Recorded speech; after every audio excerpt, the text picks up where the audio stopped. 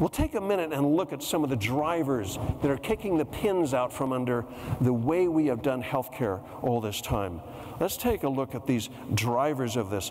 A big one is the cost trend. I'm going to show you a graph here.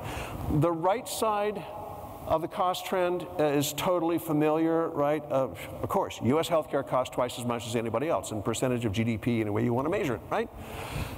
What's interesting there is the left side. We didn't used to cost twice as much as anybody else. We're always expensive. But something happened, you probably can't quite read the year, when all of a sudden we broke loose from the pack. You notice that? The year was 1982, 83 in there. Can anyone tell me what happened in 1982, 83? DRGs. We put in the first serious effort to control costs.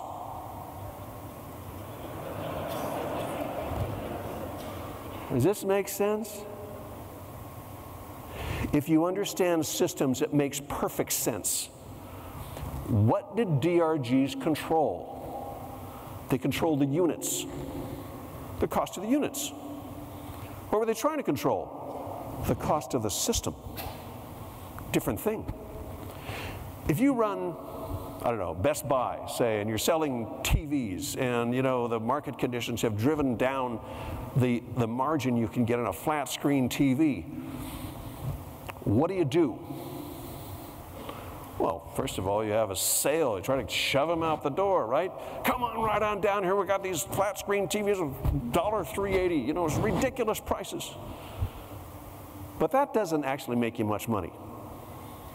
What's the other thing you do? You, sir. Chris? Tim. You don't look like somebody who just needs a flat screen TV. I can tell, you know, just talking to you that you could use a real surround sound theater, home theater type thing, 5-channel, this 58-inch screen will awe all of your neighbors when they come over to watch the Super Bowl and leave popcorn all over the place, and only cost you $5,478.38. Upsell. Now, has healthcare done something like that over the last 30 years? Now, I'm not saying that everything that healthcare does is useless, but yes, sold more items of greater complexity at higher prices, move stuff out the door. We use more stuff and we use more complex stuff than any other country.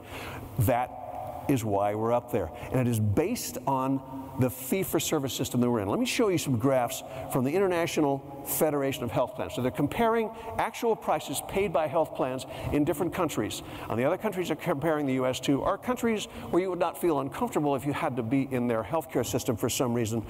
You know, places like France and Germany and Chile and Australia and stuff. And I'm going to show you a whole bunch of them.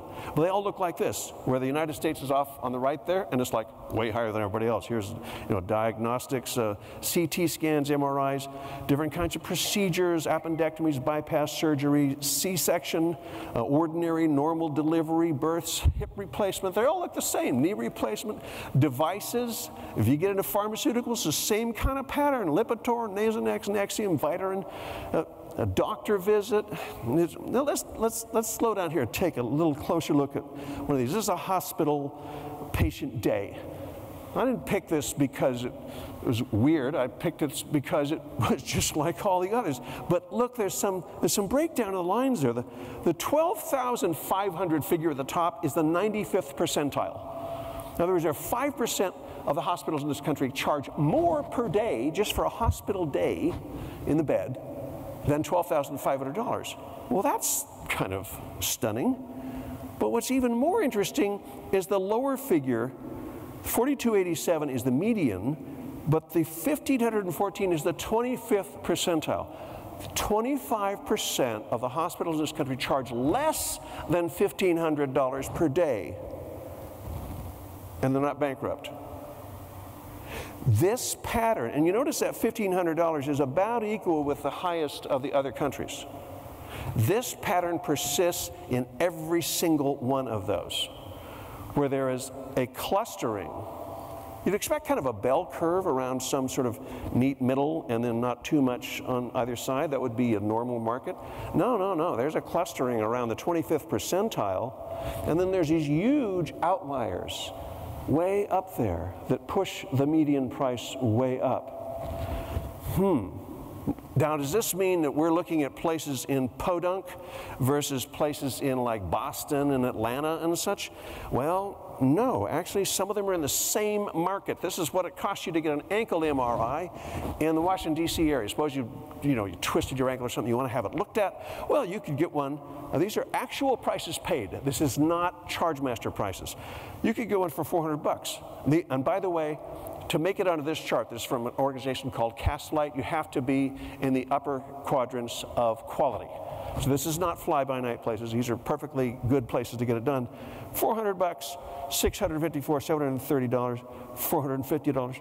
Or you could go a couple of miles to the northwest and pay almost $1,900, or a few miles to the southwest and pay almost $2,200. What kind of market is that? I'll tell you what kind of market it is. It's a soft market. That market, nobody's going to be paying $2,200 for something they could get for $400 if they're paying even a slice of it out of their own pocket. Right? I mean, why would you if you knew it was there?